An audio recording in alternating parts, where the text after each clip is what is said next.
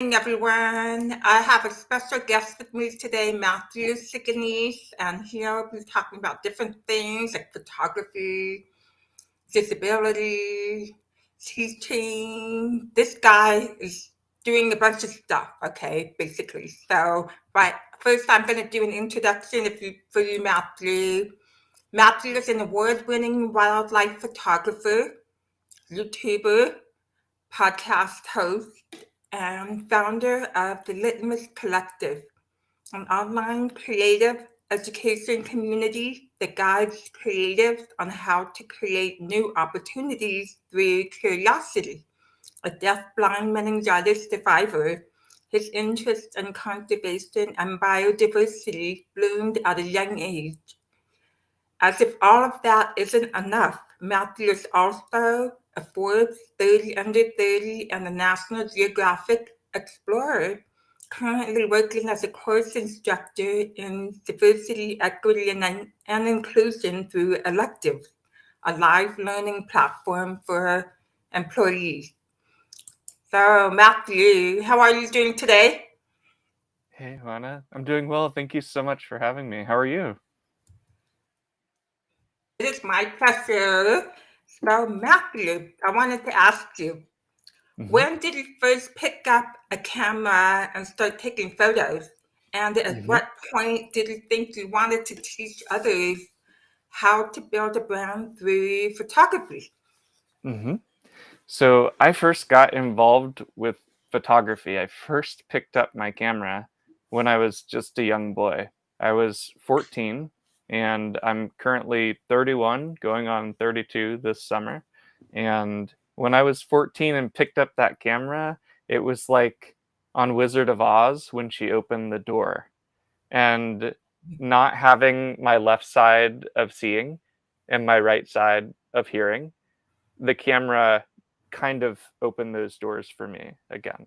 So my world, even though it became closer, it be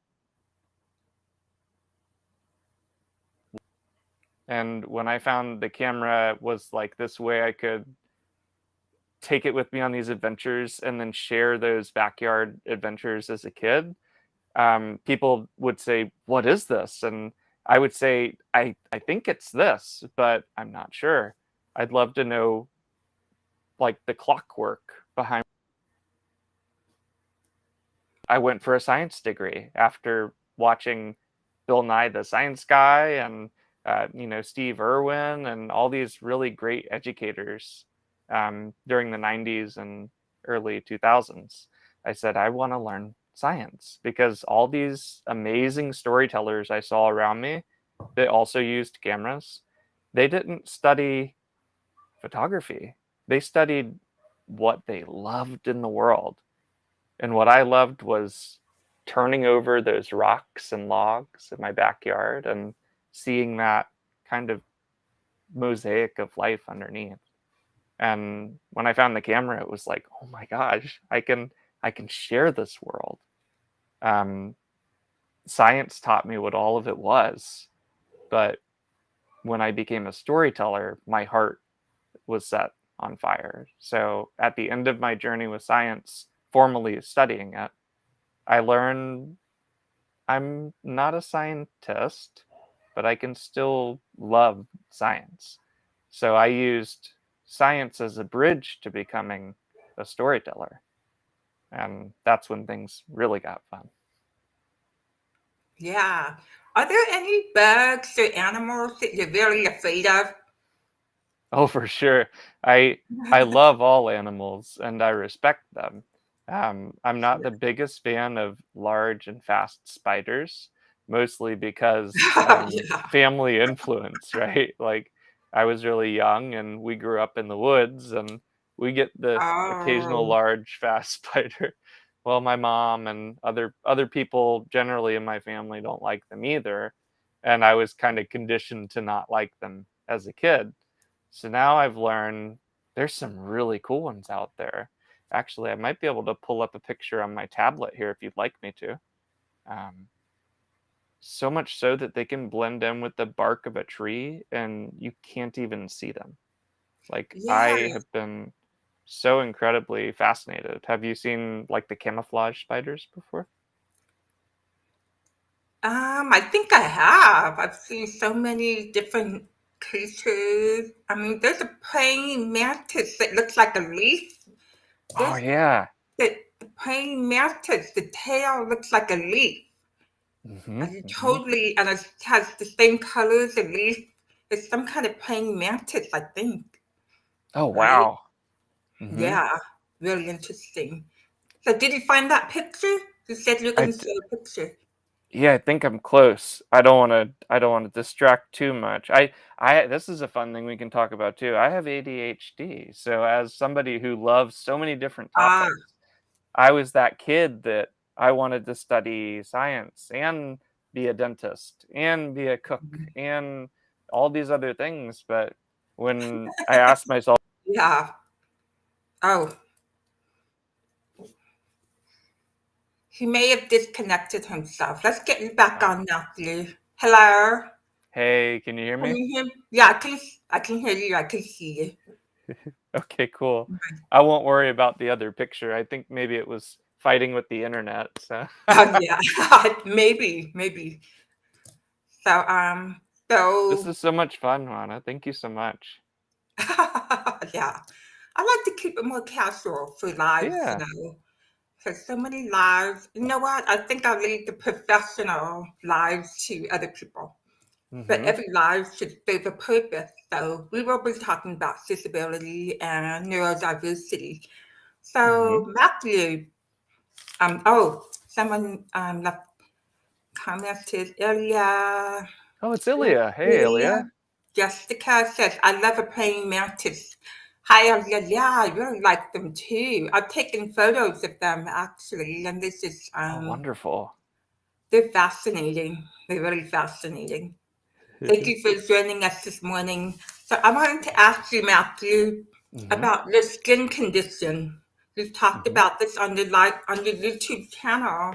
Many Mhm. people are uncomfortable on camera and they have no skin issues. I mean, I don't have Mhm. any skin issues. I can put makeup on and cover it up anyway. So, right? Mhm. If you want to do that. So, what do you Mhm. say to people who feel uncomfortable being on video? Um, how do you help people? I mean, that's one way you can help people to get comfortable being on video. So, Mhm. what do you say to those people who are Yeah, there's this saying in my community, broadly speaking, and it's what makes you weird makes you wonderful. And it's a really hard thing to lean into, but I've tried harder and harder over the past couple of years to really accept who I am at face value, and lean into it fully. Whether that's my stimming, how I like to dance to music and do stretching for my chronic shoulder pain in the bathroom. Like if you saw it on video, it would look completely silly. But I mean, and maybe that is a YouTube video someday. I don't know. But there's all these parts of me that I don't share with the world. And like how you said, talking more casually about these things. What could it look like if I shared more casually, but still shared through the lens of like, basically, here's how Matt is weird and sees the world weirdly, and here's how you can apply that weird way of thinking. So I like to mind map, and I like AI. I prefer to use it to close the gap. So if you were to write your notes on paper and then you get stuck, maybe that's where AI can help build a bridge.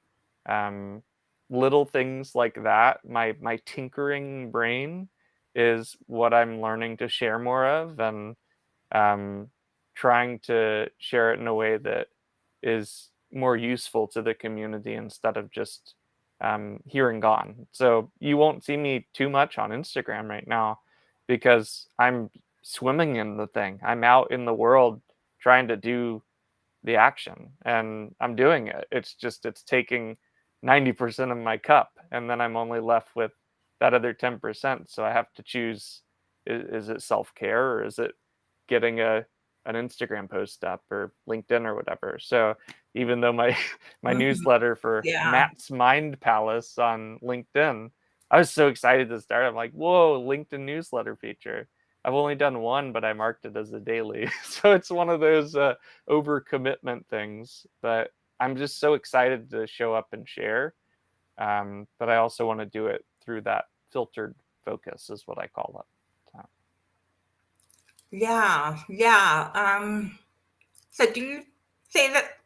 Do you think LinkedIn takes up a lot of your time? Are you on Twitter also, or just Mm-hmm. Instagram and LinkedIn? I don't think LinkedIn takes up my time in a bad way at all. I use LinkedIn as kind of my conversational canvas. And then like I don't think any one platform is negative if it's just like eating, right? Anything in moderation depending on your medical needs and stuff. So what does I mean, me just showing up on Instagram last night, here's the interaction. I'm visiting family right now, and my mom is a travel nurse and she's also like an at-home nurse, so she's very worn down to the bone working hard. Um, and I thought, how fun would it be just to like give her a breath of brevity. I was like, all right, mom, let's both surf together for a minute on Instagram. And we were howling with laughter within 30 seconds, finding some reels. So I think Instagram's wonderful. And I think that, things like Twitter are great too, because it's a good kind of a litmus test. My community is called the Litmus Collective because we're all about testing new ideas. And if you guys want a little fun behind the scenes, the reason it's called litmus paper is used to test a solution to see if it's acidic or basic.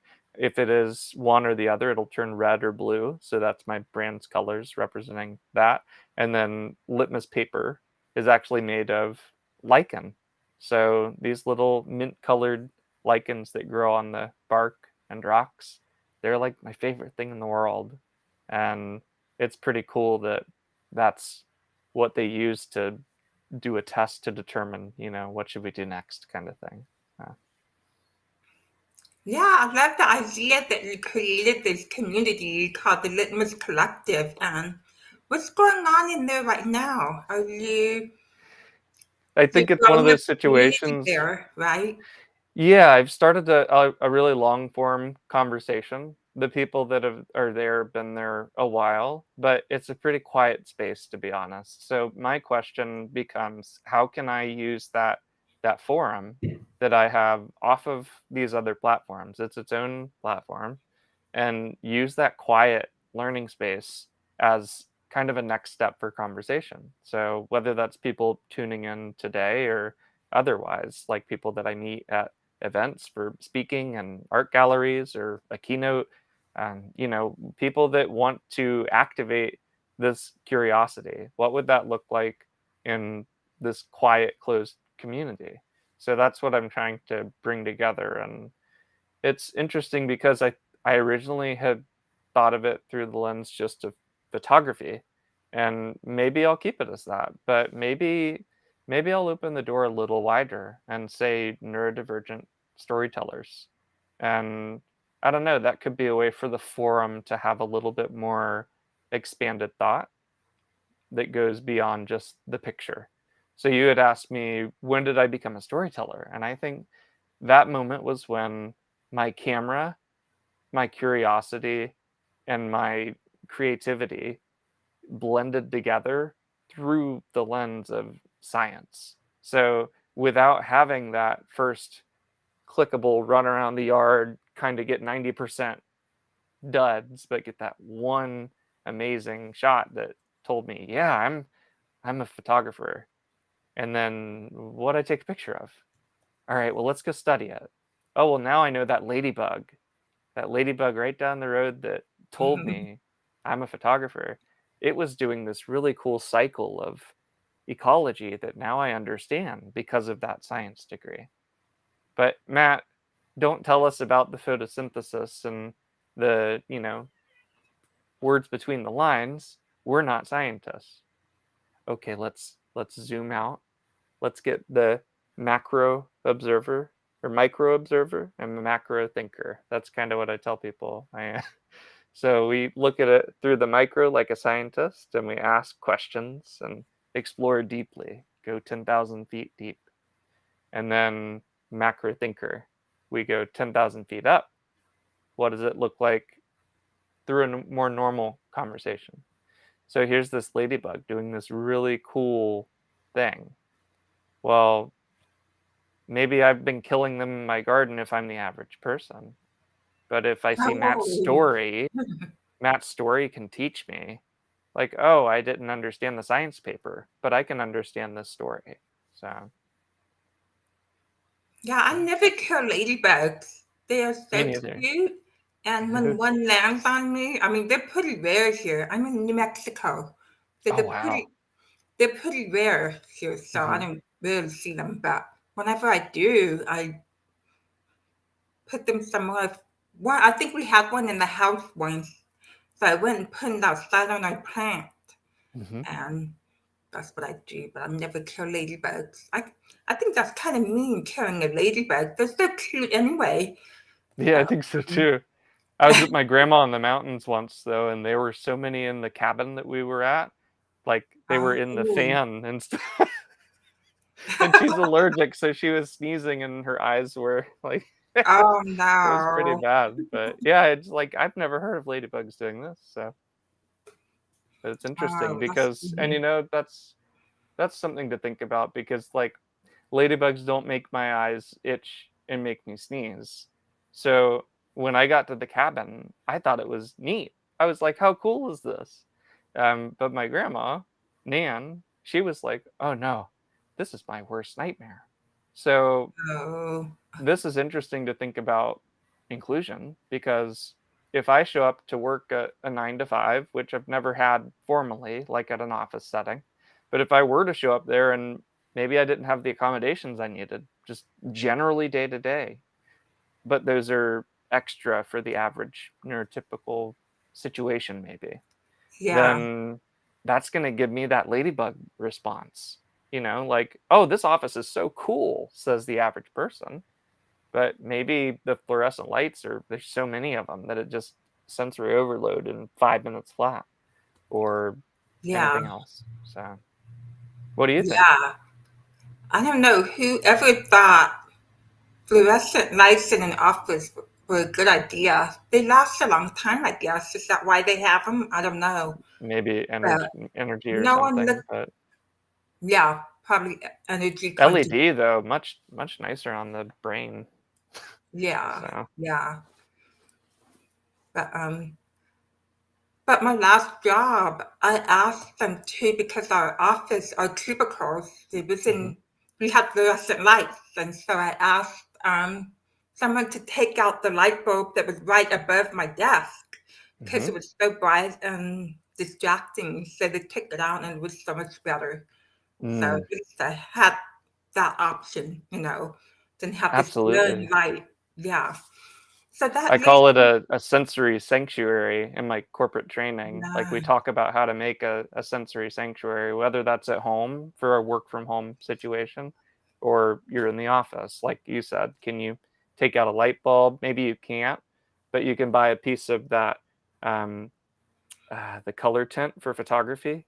Like, you can buy a sheet Oh, of kind yeah, of orange translucent yeah. heat proof material, and it just looks like a projector film, and you can tape it right up there onto the light that you can't take out, and then maybe it'll soften it to be like candlelight orange or something. So Oh, that sounds much better. That's a great hmm idea. Yeah. I didn't have access to the smart LED lights like for your smartphone, Oh, oh, and I okay. would use those films before that, but now I use the smartphone lights too, and I'll set it to like red or dark blue, and it really helps just kind of calm your brain down. So, Yeah, I can imagine that because of the softness of the color and the light. So that leads me to my next question. mhm. You teach a course through Elective. Your first course focused on navigating neurodiversity, and you pointed out an interesting statistic that Mhm. work teams with neurodivergent professionals can be 30% more productive. Mhm. Can you share more about this information and what it means for the workplace? Yeah, absolutely. I wrote a couple notes, so if you see me glance down, it's so I remember all the good details. So I had written that it fosters diversity of thought. That was the first thing I wrote. And I think that's critical because if we all show up to the table with the same ideas, we're probably not going to get too far. So if we're just a bunch of yes people and the first idea is the best idea, and then we all say yes, then, um, I believe the word fail means first attempt in learning, FAIL. And I think that science tells us that each failure is a little more data, right? So the more data points we can get, the more we learn. So even if we fail, we're learning. And having that 30% of people, having that 20% of people in the workplace who are neurodivergent make up this 30% more productive. I wonder what percent of that pie they make. Like how innovative would the average group be if it was just a bunch of average people? And I do air quotes because I don't think there's a true normal, but whatever typical means, like people that don't feel like they see all the X-ray vision of the world constantly or whatever. If there were just a bunch of everyday folks, quote unquote, what would that growth look like versus letting some of the weirder people in? So, and different approaches to work. So like how I mentioned the lighting. That's a big one for me. Having the really bright lights, it just throws my whole day off. And like right now, I'm sitting on my bed at my family's house because I'm traveling. So it's I mean, I don't care if I share. My sciatics are killing me. Like, and even with the pillow under me and stuff, it's not helping. So as soon as I done with this, I'm gonna go for a nice walk down the street and really flex my hips out and stuff. So knowing how to navigate that approach to work, I mean, that has nothing to do with typing, but it has everything to do with that stamina and the ability to work my at my best, meaning not my hardest, but at my most optimized, I guess. So like that happiness and that hustle kind of blends together and it's a sweet spot. How do you feel about kind of work balance like that? How do I feel about it? Well, I left the workplace, the 9 to 5, a long time Mm-hmm. ago. Mm-hmm. Just by, well, I quit because, well, I was always the only deaf person in the workplace, first of all. So it felt Mm-hmm. kind of isolating. I was able to make friends, and the light situation I told you about, it was very Mm-hmm. harsh for me, so I had them take the light bulb out. But in general, they weren't very accommodating. So it was just frustrating a lot. But that's why I'm not Mm-hmm. in the 9 to 5 workplace anymore for a Mm-hmm. reason.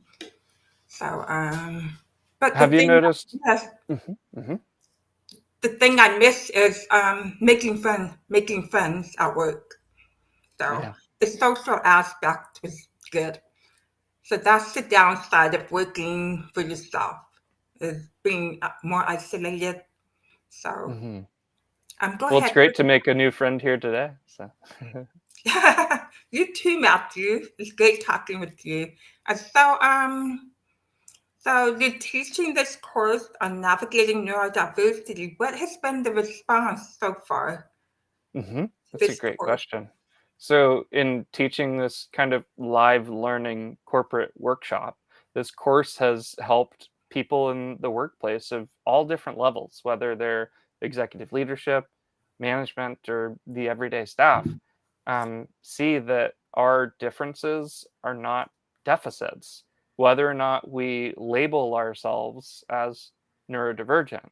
So, I'm deaf with a capital D, but I know people in my life who are deaf lowercase d. I didn't know what that meant a year ago, but it turns out people who particularly are deaf don't always identify as being someone with disabilities.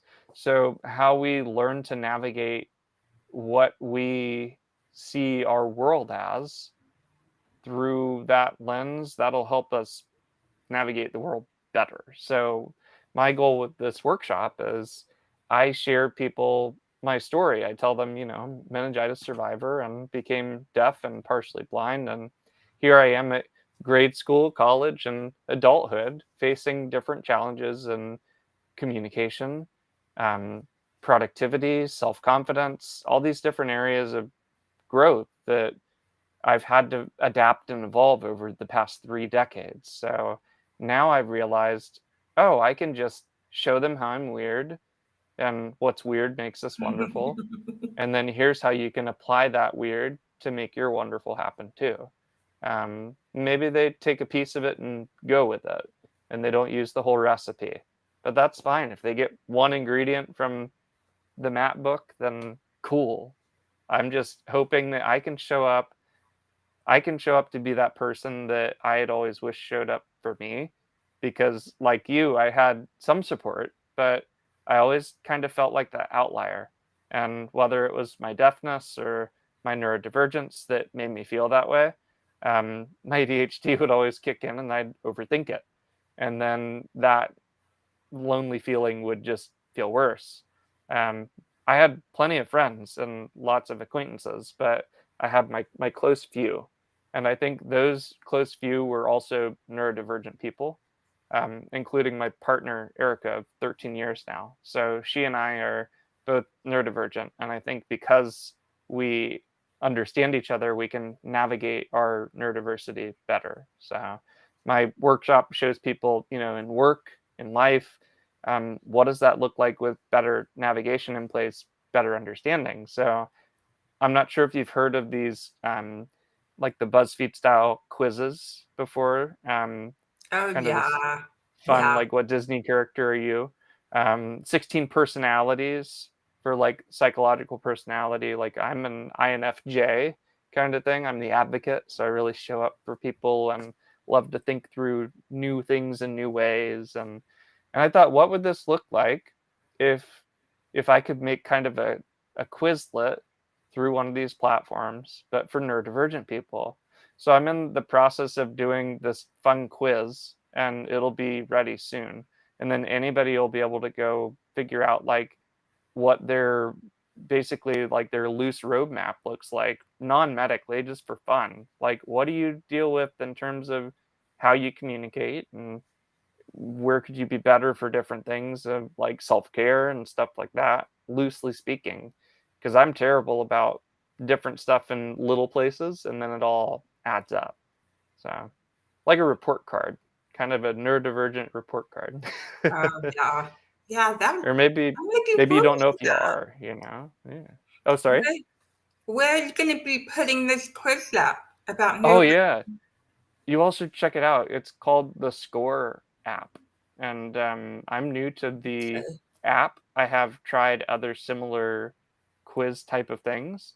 But what I think is really interesting about this is it lets us learn from the results, us being people who take it, um, right after. So instead of it just saying, you know, you're Tarzan as the result of, the quiz you took, what Disney person are you? Then maybe it'll say, hey, you are Tarzan the Tinkerer, and here's how you think and why you think this way, with each category of the quiz kind of mapped out with different score results. And the scores don't mean anything. They're just kind of a compass point. It's like maybe try this way. See if you can explore this idea deeper these ways. So each result kind of has 3 layers. Say it's about photography, and you're like, man, I've never picked up a camera. Then for category 1 result on the results page, it's not going to say go out and buy the best setup you can. It might just say try an exercise with your phone if your phone has a camera. So Yeah, it's that sounds really adaptive interesting. help, I guess, which I don't know if that's useful in that way, but I'm wondering, what does adaptive help look like for our neurodivergent community? How will that improve? Like since COVID and stuff, we've had Zoom, right? And things like this. Mhm. Well, Zoom has the live captioning and Google Meet has that now, and other things that Mhm. we didn't, as deaf individuals, probably think we're going to be anytime in the next 10 years, 3 years ago. So, Yeah, definitely. That's interesting. Be making a quiz about that. I'm sure a lot of mhm. people would be taking that quiz. I mean, I think we Awesome. love taking quizzes in general. I've taken all those dumb Facebook quizzes and BuzzFeed quizzes. I've done them all. And, hmm a lot of times the results are a little silly, It's hmm not like I'm not gonna take them seriously, but it's a security issue taking those quizzes on Facebook, by the way. I've read about those and not a good Yeah. idea. This makes its own portal and stuff, like completely off Yeah, social. So that's the cool part. But yeah, yeah, so I'm excited to see maybe if an applied solution like that could, like we're showing up here yeah, today. I'd love for it to be ready today. I need it to be ready enough that it serves everybody best. Right now it's at like 80% for my draft. I'm hoping by the end of this week, maybe I could, repost through our networks and share the quiz link. That'd be really cool. yeah, yeah. That would be great.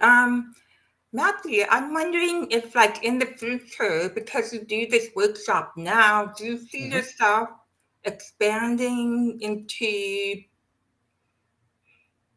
working with corporations on handling employers with who are neurodiverse?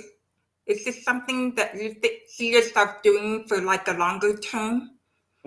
Yeah, I think so. I think I'm still very much a storyteller and creator, but I think being a speaker has given me a platform a lot longer than I thought it has.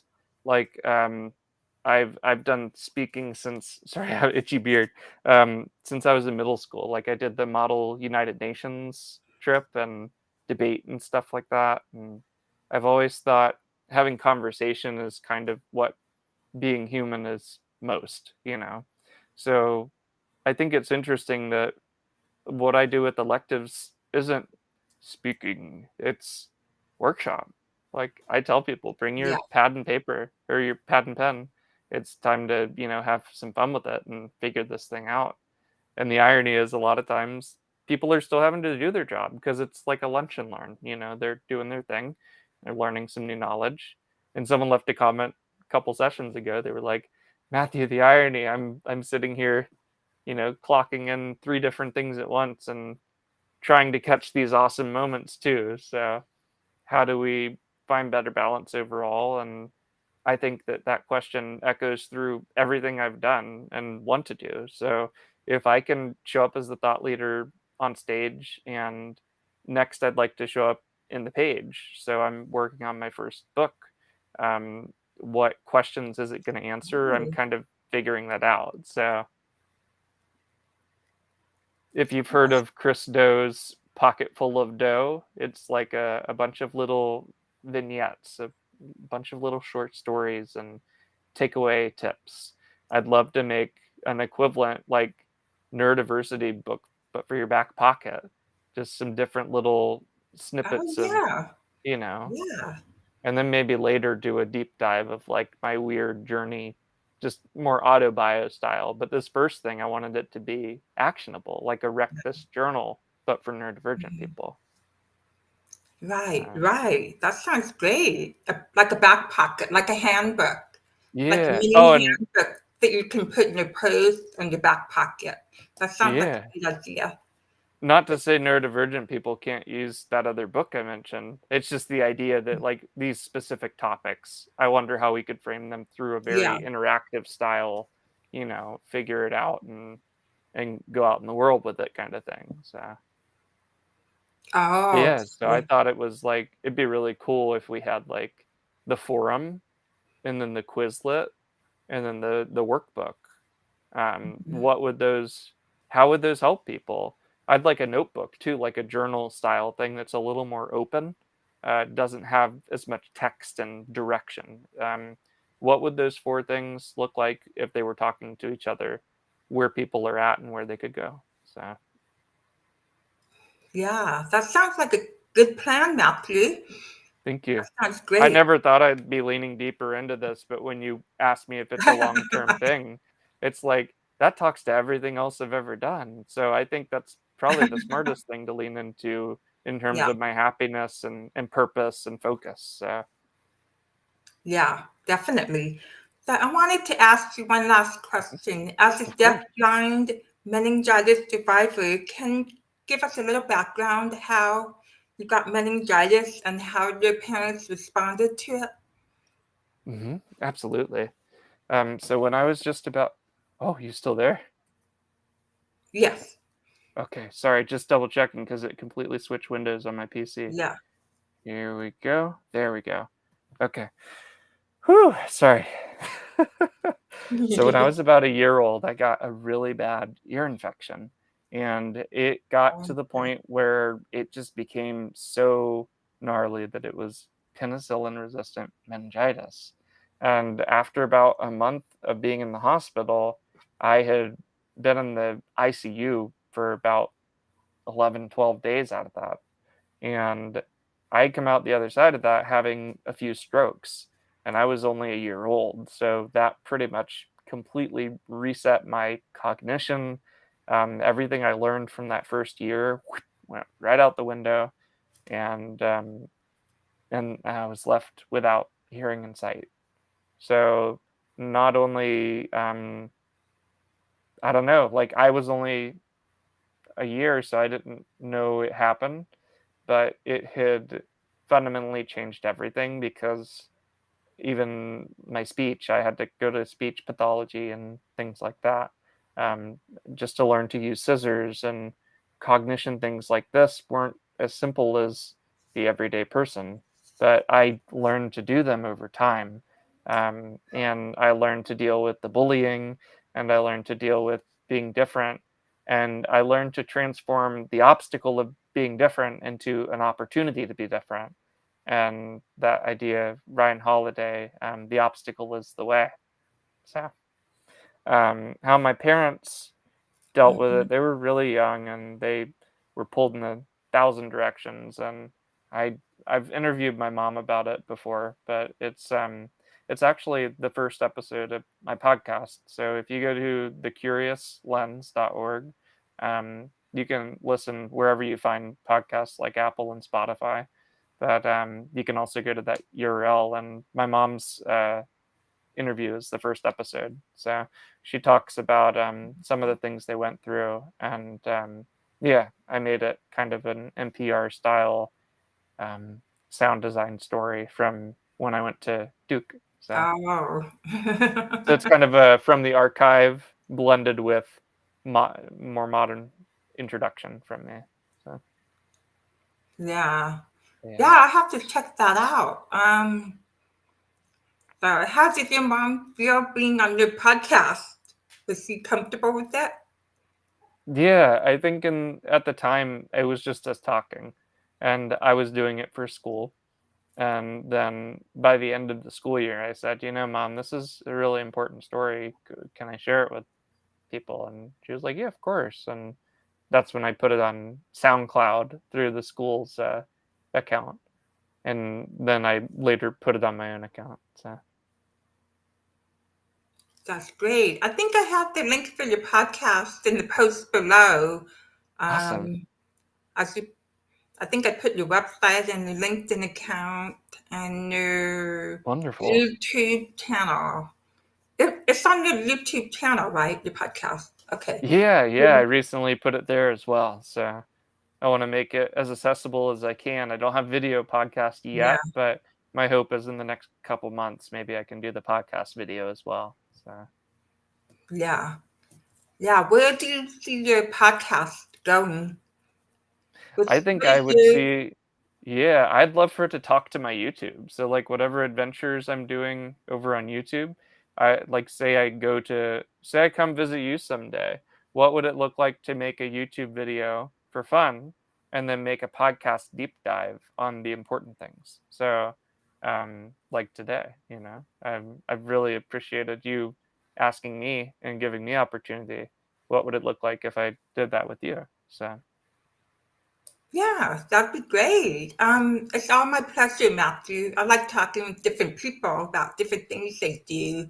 And you're a little bit different from most of my guests so far because you have a lot of diverse interests and Hmm. experiences. So that's one thing. So that makes it more interesting. That makes Oh, my wonderful. life more interesting, being able to indulge your curiosity for different things. I love being out in nature, walking, doing nature walks here because here in Albuquerque, Hmm. there's so much to see here. We have nature parks where you can walk around and there's like information about different creatures that live in these parks, like frogs and birds and different bugs and things like that. So there's a lot of things like that here that I like checking out. And That's so, wonderful. My brain just connected two dots. I actually, one of my conservation friends, she's in New Mexico as well, and she's a conservation oh, she photographer. is Her name is Christina wonderful. Selby, and she Oh, actually Christine. publishes, yeah, wildflowers of New Mexico, like little Oh, pamphlets. she So you may have does. seen her work before. I'm Oh, not sure. wonderful. I'll be sure to send you some Wildflowers of details later. Mexico. Yeah, something to Yes, that effect. yes. Yes, I'd love to know that more about that. I don't take photos so much. Hmm. I don't know What do why. you like I to do? used to. I like to write more, read, Hmm. be out in What nature type of more. writing do you like? I like doing, um, now I'm drawing a blank. 353 kind of thing. Why am I drawing a blank on that? I Um, don't know. like it's a it's a it's oh man, I'm Well, so sorry. no, it's okay. It's okay. But I do writing for work. I write about Uh-huh. news, accessibility. I write about Hmm. accessibility, Oh, wonderful. web accessibility, and about seniors, accessibility for seniors, Hmm. and how to keep safe. Everything about seniors, aging in Hmm. place, um, retirement homes, being safe Hmm. at home, and also Hmm. a lot of you'd be surprised. A lot of seniors are pretty tech savvy. They Hmm. like being on the internet, but the internet can be a bit complicated for seniors. Hmm. So that's something you can teach them. And so, but on the side, I Hmm. do like doing a bit of creative writing. I have done creative writing, but not for a while. Hmm. So yeah, one time I was driving and I saw a brown child's boot in the middle of Hmm. the road, and I started writing a story about it, Oh, about wow. who could have lost a boot in the middle of the Hmm. road. It was probably belonged to a 5-year-old, a 4 or Hmm. 5-year-old. It's just a little cowboy boot. So I just wrote like a short story out of it. That's Not really a cool. happy one, not a happy one, mind you, because if Yeah. a kid loses a boot, um, it could be an accident, but it could be you can create so many stories out of seeing this one out of place that you see during the day. Hmm. I mean, you can create so many stories. I mean, our imagination is infinite, right? So, I guess you could flip that as like the other direction and say the average person could create so many stories about the neurodivergent boot they find. And maybe that's at work. Like, oh, who's that weirdo over there? Why'd they take the light out above their desk? Who does that? Like, maybe they see that situation as a boot, and maybe it's not. Maybe it's a blossom instead. So, yeah, that's interesting. There's so I don't many know. ways to see things. Yeah. And that's my macro Um, workshops. You can not even be a photographer. And if you take my workshop, it's really more about learning to see. So my hope is that this bridge I'm crossing right now between still being a storyteller, but sharing through the lens of these workshops and my book that I want to do that's like a workbook I want people to take it in their backyard and stuff. I want them to live their life with it and figure out like how to be more them, I guess, is what I'm working on too, because I'm a lifelong learner. I don't ever want to have everything all figured out. So what fun would that be anyway? Oh yeah, yeah. That our entire lifetime should just be about being on the journey and not figuring everything out.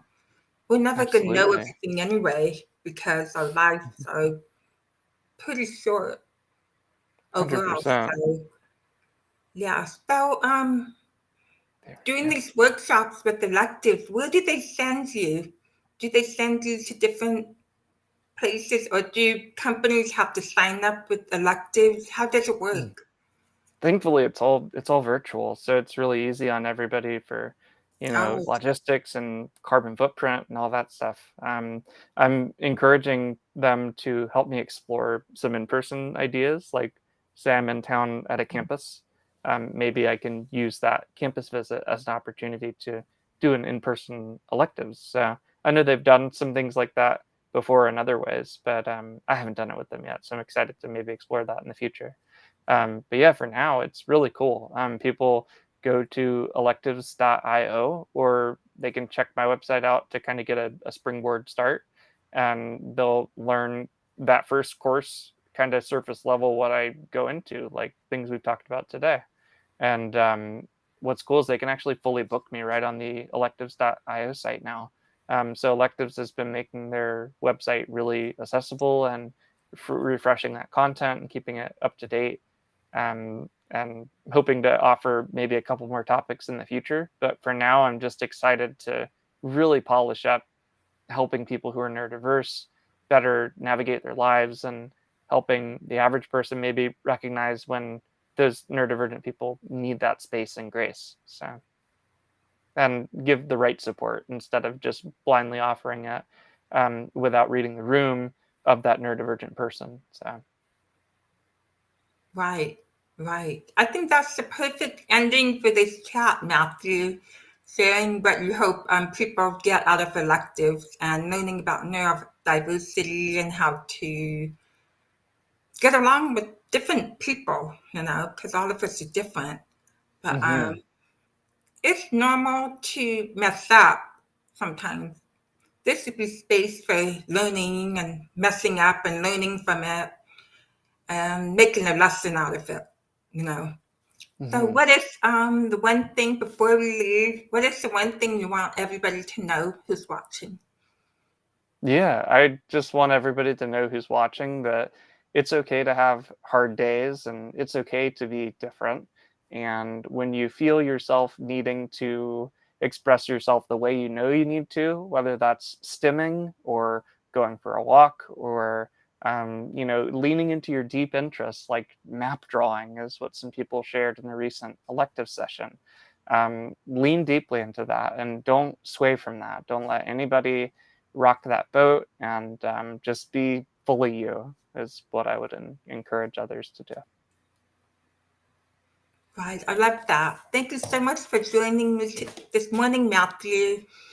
Thank you so much I'm for looking having forward me. to talking with you more and about the photography mainly. Absolutely. Because my name's so hard to say, I've got a slightly easier website, which is neurophotographer.com. So it's like neurodiverse photographer, neurophotographer. It's kind of a fun name that we came up with that I'm having to play with. So, Yeah. and, Yeah, I don't think your last name is. Do a lot of people mess up your last name? I think it's hit or miss, flip a coin. Yeah. So. I'm hard on myself. This is me being hard on myself. So, No need for that.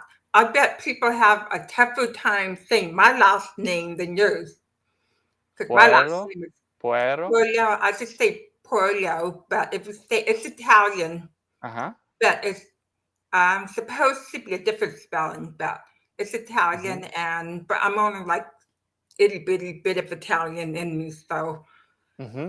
but I Same just for say me, Polio. Italian, but yeah. You say Puerto? Hmm. Yeah, Polio. Hmm. It's just Hmm. easier to say Polio. But Hmm. yeah, everybody literally. most people mispronounce it. And then I went to the Dominican Republic, and they pronounced it beautifully there. They said it in Spanish. They said it in Italian, but they said it in Spanish and it was perfect. So it depends on where you go, I guess. Anyway, thank you so much, Matthew, for joining me this morning. I'll be keeping in touch, and thank you everyone for joining. I will be taking a break from LinkedIn Live for a few months to decide what I want to do with my LinkedIn Live series. I'm going to be doing a slight pivot with it. So I'll be taking a break for a few months. So that'll be all for now, everybody, and have a great day. Thank you.